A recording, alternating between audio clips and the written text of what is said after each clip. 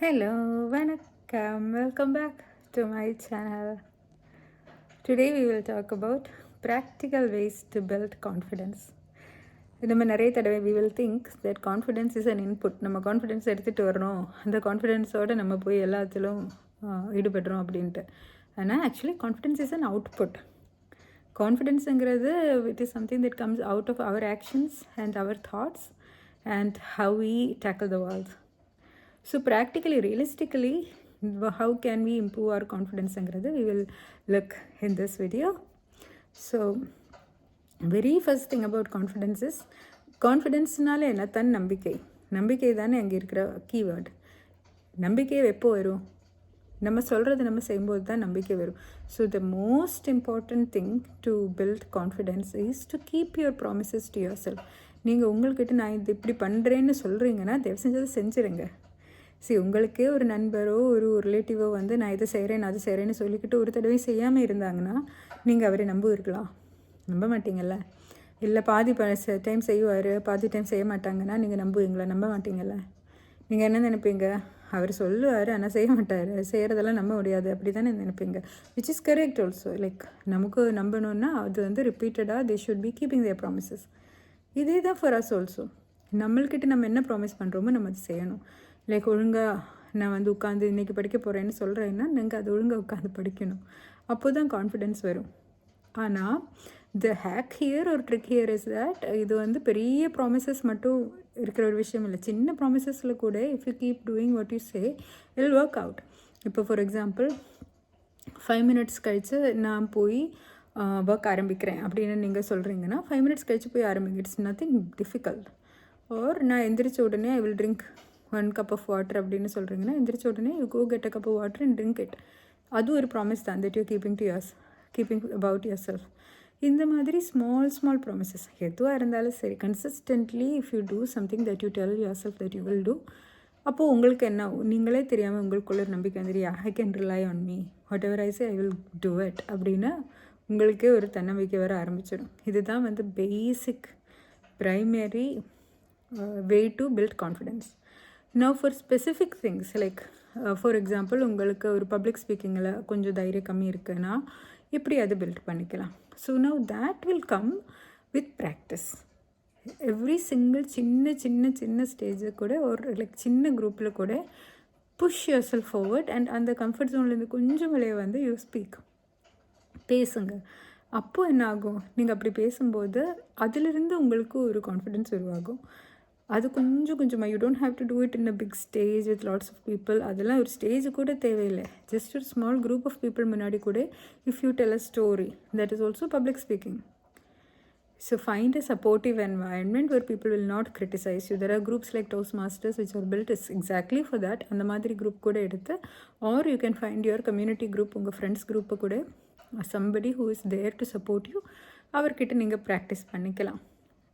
With that you will grow confidence. So உங்களுக்கு எது மேலே உங்களுக்கு தன்னம்பிக்கை கம்மியாக இருக்கோ அது ப்ராக்டிஸ் பண்ணிட்டு தான் நீங்கள் வந்து அது you just keep doing it. கொஞ்சமாக if you keep doing it eventually it will come habitual. அப்போ அதில் வந்து பயம் இருக்காது.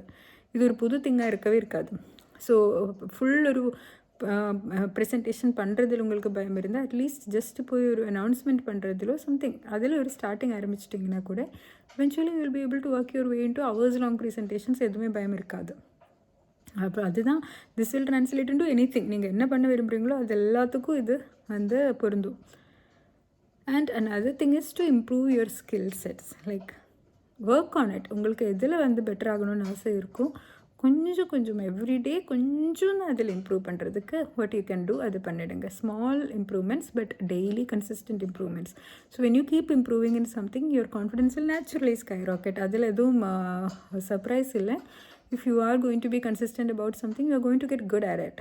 எல்லாருமே பிகினராக தான் இருந்தாங்க, எல்லோரும் நிறைய ஃபெயிலாக இருக்காங்க, எல்லோரும் மிஸ்டேக்ஸ்லேருந்து கற்றுக்கிட்டு தான் legends of any sport, legends of any art, legends in any field அவங்க வந்ததெல்லாம் ஒரு பிகினர் ஸ்டேஜ் தாண்டி தான். நான் பிறக்கும்போதே வந்து எல்லாமே தெரிஞ்சு வந்தாங்க, யாருமே இல்லைல்ல.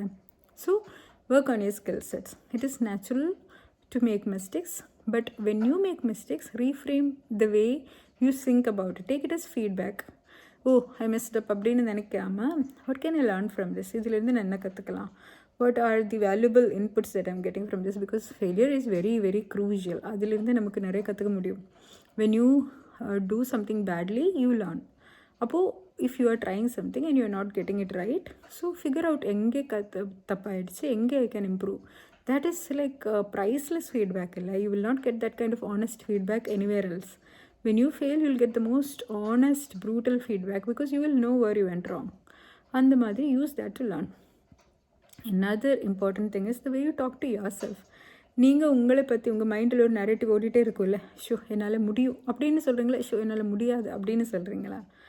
ரெண்டும் டிஃப்ரெண்ட்டாக தான் இருக்கும். If you tell yourself that I am going to tackle this happily, I am going to be brave about this, I can do it, I'll try, I'll give it a good shot, this is my moment, அப்படியெல்லாம் நம்மளே நம்மக்கிட்ட சொல்லிகிட்டே இருந்தோம்னா naturally will feel more confident. அதே சமயம் வந்து ஐயோ எல்லோரும் என்ன நினைப்பாங்க, அவங்க என்ன நினைப்பாங்க, இவங்க என்ன நினைப்பாங்க, நான் தப்பு பண்ணிட்டேன்னு என்ன ஆகும், எல்லாருக்கும் எல்லாமே தெரியும், எனக்கு மட்டும்தான் எதுவுமே தெரியல, எனக்கு தெரியலங்கிறது எல்லாருக்கும் புரிஞ்சு போச்சுன்னா என்ன ஆகும், இப்படியெல்லாம் நம்ம நினைக்க ஆரம்பிச்சிட்டோம்னா we will never be able to perform, because நம்மளோட செல்ஃப் டாக் வந்து நம்மளை டைரெக்டாக இம்பேக்ட் பண்ணும். நம்ம பாசிட்டிவாக நம்மக்கிட்ட பேசினோம்னா நம்ம கண்டிப்பாக பாசிட்டிவாக தான் பிஹேவ் கூட பண்ணுவோம். ஆனால் நம்மளோட செல்ஃப் டாக்கே வந்து நெகட்டிவாக இருக்குன்னா நம்மளோட பர்ஃபார்மன்ஸும் அப்படி தான் இருக்கும். அது வந்து அப் டு த மார்க் ஆக முடியாது இல்லைங்களா? So make sure that you positively about yourself. Generally கூட it's not just in a particular event. எப்போவுமே உங்களோட ஜென்ரல் செல்ஃப் டாக் ப்ளீஸ் கொஞ்சம் மானிட்டர் பண்ணிக்கிட்டு how do you speak about your செல்ஃப்னு watch பண்ணிவிடுங்க. Be kind about yourself, be positive about yourself. நீங்களே உங்ககிட்ட நல்லா பேச மாட்டிங்கன்னா மற்றவங்களோட சப்போர்ட்டை பற்றி ஏன் பேசணும்? So start taking your self as a friend. நல்லா பேசுங்க, உங்களை பற்றி நல்லா பேசி உங்களே வந்து ஊக்கப்படுத்துங்க.